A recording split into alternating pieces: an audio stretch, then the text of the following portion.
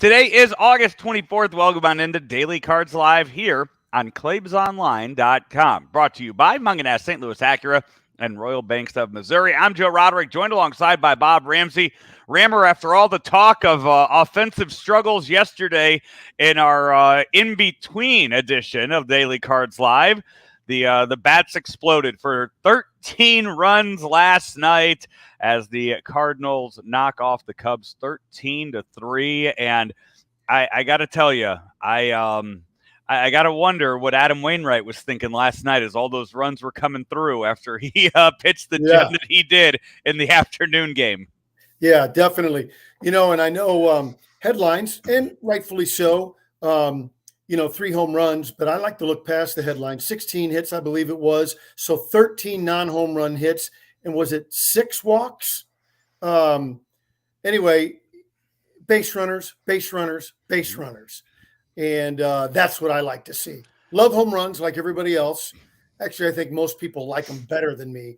I love home runs, but I like base runners. I like on-base percentage. I got to think, one of the things that you really liked yesterday was the performance by Jake Woodford. You are St. Louis's #1 Jake Woodford fan, and you have been banging that drum all season long.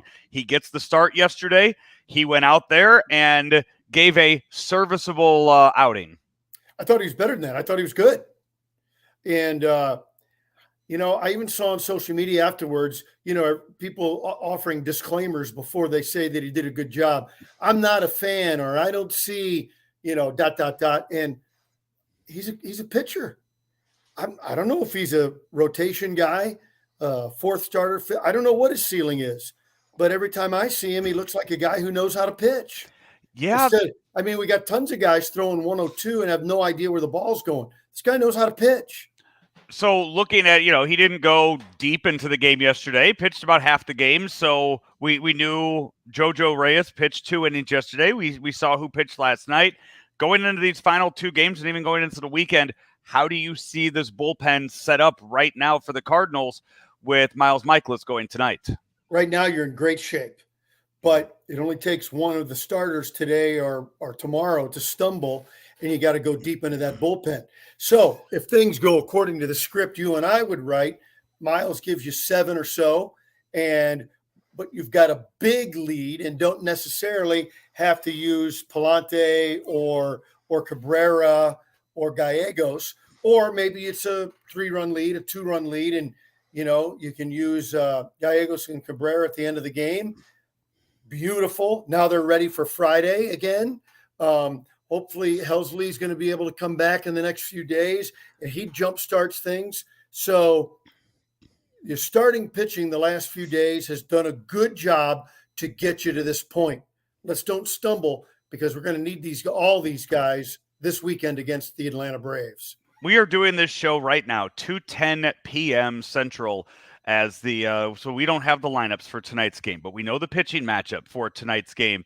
The Cubs are going with an opener. The Cubs are going with a guy who is in his second stint with the Cubs, was signed basically just to start the game tonight. It would be shocking if he makes it into the second inning. If they put him out there for the second inning, I would be very surprised with that. Strategically, or because you think he's a bum? Strategically, because I think that they are going with that opener for that. So if you are Ali Marmol, what do you do with Albert Pujols on a night like tonight when you know that a bullpen is going to they are just going to run through the bullpen of the Cubs tonight?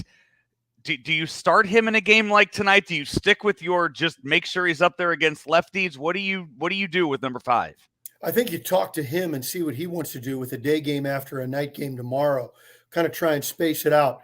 So I could see him hitting, playing tonight and pinch hitting tomorrow, and then being ready for the Braves. That would be my prediction. So if he DHs, then we got to get Donovan in there, and I think he probably plays left field tonight.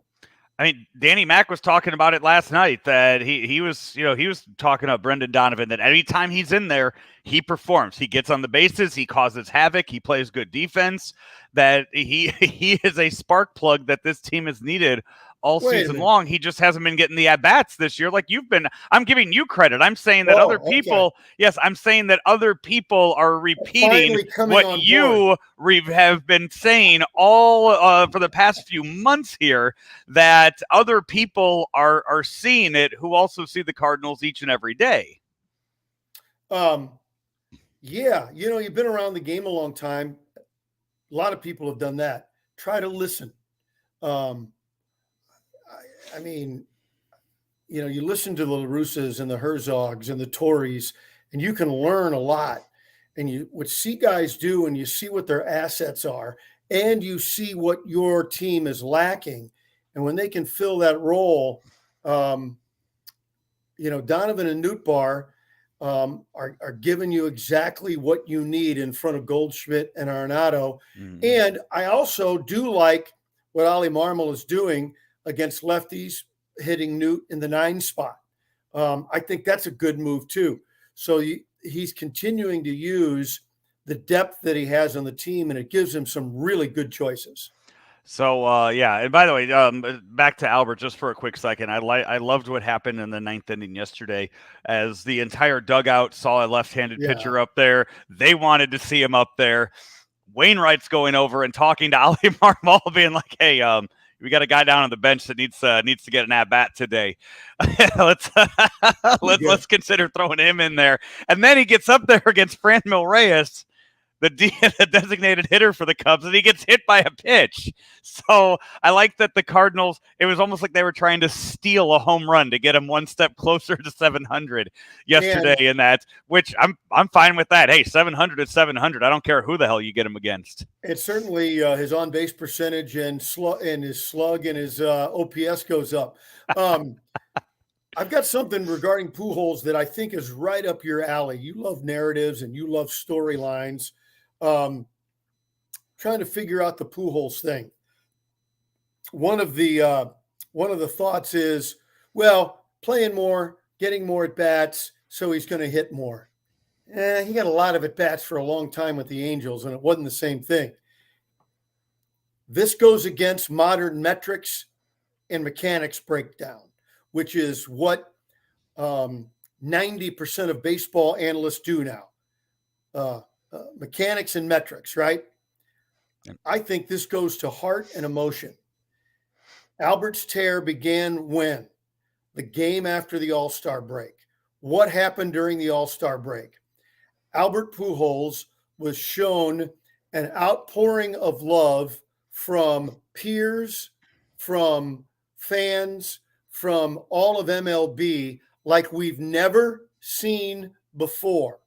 And he competed in the home run derby, and the joy and the love that surrounded him from Major League Baseball, I think, was the spark that got this going. And I'm going to stick with that. What do you think? No, I think you can go back, and I think it might have been Benfred that tweeted out the exact numbers from the day that Rob Manfred announced that Albert and Miguel Cabrera were going to be All-Stars, were commissioners' picks for the All-Star game. I think you can go back to that date for Albert's tear beginning then. And I think everything else. He had a couple of offers right before the break. And so if you go the Friday after, that's when it goes crazy. Yeah, I do. I mean, I told, like, I was there in LA, and I heard that outpouring of cheers, and I was surprised. I mean, I was shocked that it was he played for the Dodgers for what, 3 months last year? Angels, did they win a playoff game when he was in Anaheim with the Angels?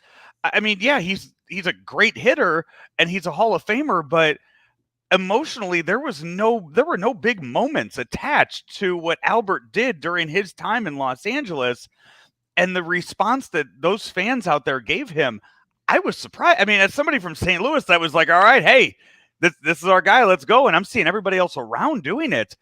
I couldn't believe it. And I think they fed off of the players.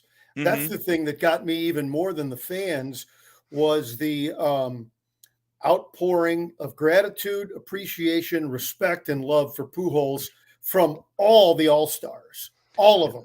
That was very impressive, and I really believe that's what got him going on this. The other big news in baseball today, first of all, the big story that needs to be addressed, needs to be talked about. I mean, I'm just going to come out and say it the best way I can think of saying it. Holy shit, O'Neal Cruz! Did you see what he did this afternoon? No, I have a thing called a job. Oh yeah, no, just kidding. No. Rammer, he hit a baseball 122.4 miles per hour. Oh my God. The hardest hit baseball since they have started tracking such a thing. Wow. Now, like 108 miles an hour is like you hit that and you're like, wow, okay, that's really 122.4. Where'd it go? Off the wall, off the Clemente wall in right field in Pittsburgh for a single. My goodness. He hit it too hard. He could only get a single out of it. As soon as we're done, I've got to go look it up. That's the fact that it didn't stick into the wall, I think, is shocking. So it tells you how strong those are. But the MLB schedule was announced for all the teams for the 2023 season, so you can go find those. The Cardinals will be opening up on opening day at home. All 30 teams are opening their season on the same day. On Thursday, March 30th, the Cardinals will be home hosting the Toronto Blue Jays. Everybody will be playing on Jackie Robinson Day. Everybody will be playing on Lou Gehrig Day. Everybody will be playing on Roberto Clemente Day this next season, which I know did not happen this past year, and I think some people were upset that their teams did not get to honor some of those great players of the past. The only thing that stood out to me at first glance was that the Cardinals are playing in Denver too early in the year. It could still be, it might be nice, but it could also be snowing. Yeah, you and I had discussed a possible Daily Cards Live road trip out there, but not in April. Not in April. We'll revisit that in the 2024 season and see where they are for that. There are a few teams that have scheduled doubleheaders. I can't remember the last time baseball scheduled doubleheaders when the schedules were announced. The Padres have a doubleheader in Philadelphia. The Dodgers have a doubleheader at Coors Field against the Rockies. I can't remember the last time that's happened. I'm sure somebody out there on Twitter has those numbers and could tell us. I used to love doubleheaders when I was a kid, when games were only 2 hours, 2:20, and they turn around, have time to go eat. You come back, they change clothes, and right back at it. Doubleheaders in those days, scheduled doubleheaders were awesome. So, take a look at those. Plan your trips. The Cardinals will play all 29 other teams in baseball next year. And it's going to flip, too, so you don't have to wait. If you want to watch, if you want to see the Cardinals play the Mariners, and I don't know if they're here or not. I think their Cardinals are going to Seattle next year, and you're upset about that. Wait till 2024. The Mariners will come here now. They have finally have a balanced schedule in Major League Baseball, something that is very long overdue. Although, not to misrepresent, not completely balanced. You'll still play more games against your division, but you play everybody. Correct. Yeah, the actual 16, I think 16 games against your own division, something like that. The full breakdown, you have 52 total division games, 64 total inter league games or intra-league games. So the Cardinals play 64 games against the National League West and National League East, and then 46 total interleague games on the schedule that's good. Next year. I think it's a long time coming, and I'm very happy that they are finally doing that this year. So there you go. Have at it. Take a look at that. And we will be back tomorrow to wrap up the 5-game series in Chicago against the Cubs. This has been Daily Cards Live, brought to you by Munganess St. Louis Acura and Rammer Royal Banks. Royal Banks of Missouri, where better service means better banking. Get a hold of the great bankers over at Royal Banks. They want to be partners with you. 314-212-1500. Or, of course, you can go online to royalbanksofmo.com. We will talk to you. Oh, sorry. I thought. We're good. We're good. Hey, we'll talk to you tomorrow. Have a great night, everybody.